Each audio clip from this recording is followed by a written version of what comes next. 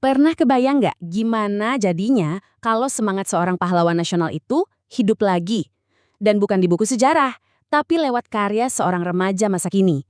Nah, kita akan kupas tuntas kisah luar biasa ini tentang bagaimana semangat Kartini dinyalakan kembali oleh seorang anak muda yang super inspiratif. Peradaban sebuah bangsa dimulai dari perempuan. Dalam banget ya kutipan ini. Ini adalah inti dari pembahasan kita. Dan ini bukan sekedar kata-kata indah loh, tapi sebuah gagasan yang diperjuangkan mati-matian oleh seorang aktivis muda bernama Clara Ruel Eugene. Nah, ini dia orangnya. Namanya Clara Ruel Eugene. Mungkin namanya masih agak asing ya di telinga kita, tapi tunggu sampai Anda tahu apa yang udah dia lakuin. Serius, pencapaiannya di dunia penelitian dan aktivisme ini bakal bikin kita kagum. Oke, jadi apa sih yang bikin pencapaiannya ini fenomenal banget? Jawabannya, siap-siap kaget ya, dimulai dari sini. Waktu dia dapat penghargaan terbesarnya, Ruel, panggilannya gitu, dia itu masih duduk di kelas 10. Yap, bener banget, kelas 1 SMA. Kebayang nggak? Dan penghargaannya ini bukan kaleng-kaleng loh. Dia jadi pemenang pertama Gender Champion Award dari Pemkot Yogyakarta. Ini adalah sebuah apresiasi yang sangat bergengsi buat orang-orang yang mendorong keadilan dan kesetaraan gender. Nah, ini dia yang bikin kita geleng-geleng kepala. Coba lihat perbandingannya. Ruel itu nggak ikut kompetisi kategori pelajar. Dia terjun langsung di kategori umum. Lawannya itu para profesional, akademisi, sama aktivis-aktivis senior yang udah berpengalaman. Fakta kalau seorang siswi SMA bisa menang di antara mereka, itu nunjukin betapa kuat dan relevannya gagasan yang dia bawa. Oke, pertanyaannya sekarang, gimana ceritanya seorang remaja bisa sampai ke titik ini?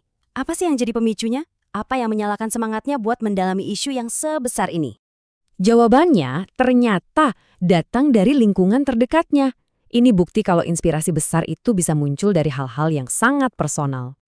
Jadi, semua ini akarnya dari waktu dia masih SMP. Bayangin ya, dia sering banget dengerin ibunya ngobrolin soal Kartini, bukan cuma sebagai pahlawan, tapi sebagai seorang pemikir. Nah, di saat yang sama, dia juga gelisah ngelihat teman-temannya, terutama yang cewek, banyak yang bingung, bahkan nggak berani punya cita-cita tinggi. Ruel lalu nyambungin dua hal ini. Dia ngelihat semangat Kartini itu bisa jadi jawaban atas kebingungan generasinya. Nah, rasa penasaran tadi itu nggak cuma berhenti di kepala aja. Kerennya, Ruel ini mengubah idenya jadi aksi nyata. Sesuatu yang bisa kita lihat dan rasain bareng-bareng. Dan prosesnya tuh nggak asal-asalan loh, rapi banget. Pertama, dia nggak cuma baca ringkasan, tapi bener-bener nyelam ke surat-surat pribadi Kartini buat nangkep inti pemikirannya. Dari situ dia susun gagasannya dalam bentuk tulisan opini, dan puncaknya, dia produksi sendiri film dokumenter pendek berjudul Cita-Citaku. Keren banget. Nah, ini bagian yang paling cerdas menurut saya. Dia nulis naskah, ngerekam, ngedit, semua dilakuin sendiri. Terus filmnya diunggah ke YouTube. Kenapa? Ya karena dia tahu, disitulah teman-teman sebayanya nongkrong. Dia nggak nunggu dikasih panggung, tapi dia bikin panggungnya sendiri. Tapi ceritanya nggak berhenti di dunia maya aja. Ruel tahu betul kalau mau ada perubahan nyata, ya harus turun langsung, harus menyentuh komunitas. Karena itu, dia mendirikan sebuah komunitas yang namanya Peran. Dan namanya ini bukan asal pilih loh. Peran itu singkatan dari pentingnya toleransi dan inklusi.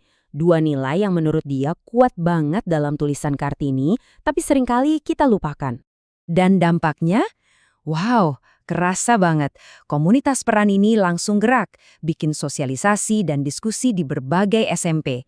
Setiap acaranya itu bisa narik 100-200 peserta. Mereka bukan cuma datang dengerin, tapi beneran ikut diskusi dan berbagi mimpi. Coba kita bedah deh, apa sih yang bikin komunitas ini spesial? DNA-nya itu kuat banget. Prinsipnya dari anak muda untuk anak muda, jadi pesennya lebih nyambung. Fokusnya jelas soal toleransi dan inklusi. Dan yang paling penting, anggotanya terbuka buat cowok dan cewek. Karena Ruel percaya kesetaraan itu perjuangan kita bersama. Oke, setelah ngelihat semua perjalanannya yang luar biasa ini, sebenarnya apa sih pesan utama yang mau Ruel sampaikan buat kita semua, khususnya buat generasinya?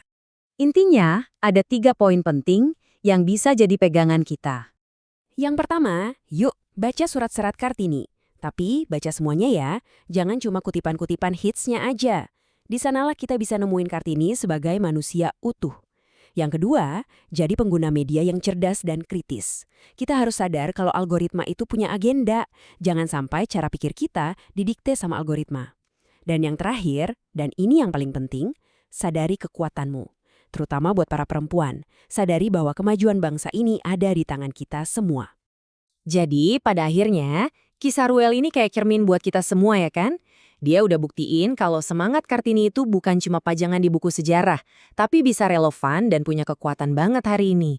Jadi pertanyaannya sekarang bukan lagi, apa semangat itu masih ada? Tapi, kalau semangat itu ada di tangan kamu, mau kamu apakan?